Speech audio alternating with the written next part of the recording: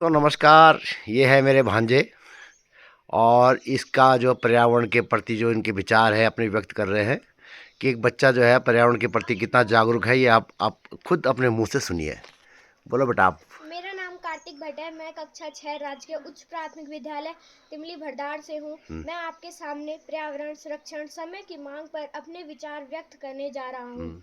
माननीय इस कार्यक्रम के नोडल अधिकारी, शिक्षकगण और प्यारे साथियों, आज मैं आपके सामने पर्यावरण संरक्षण समय की मांग पर अपने विचार व्यक्त करने जा रहा हूँ। विश्व के संदर्भ में साथियों, आज पूरा विश्व पर्यावरण संकट से जूझ रहा है। ग्लोबल वार्मिंग के कारण हिमखंड पिघल रहे हैं, समुद्र का जलस्तर बढ़ रहा है और हर साल भयंकर बाढ़, तूफान, सूखा संबंधी आपदा बढ़ती जा रही है। वैज्ञानिक चेतावनी दे रहे हैं कि अगर हमने अभी कदम नहीं उठाया तो आगे आने वाले समय में पृथ्वी पर जीवन कठिन हो जाएगा।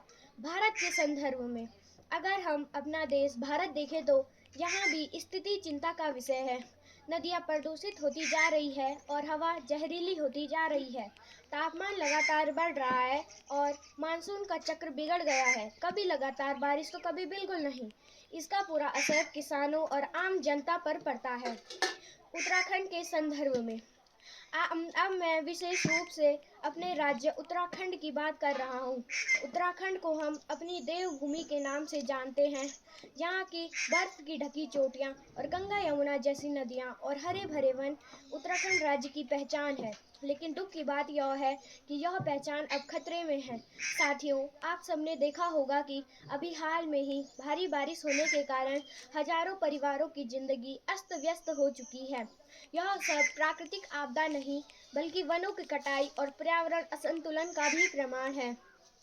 हमें क्या करना चाहिए साथियों? अगर हम अपने राज्य उत्तराखंड को बचाना चाहते हैं तो हमें कदम उठाने होंगे। पहला, ज़्यादा से ज़्यादा पेड़ लगाने होंगे और कटाई रोकनी होगी। दूसरा, बिजली व पानी की खपत न करनी होगी। तीसरा, प्लास्टिक का कम से कम उपयोग करना होगा।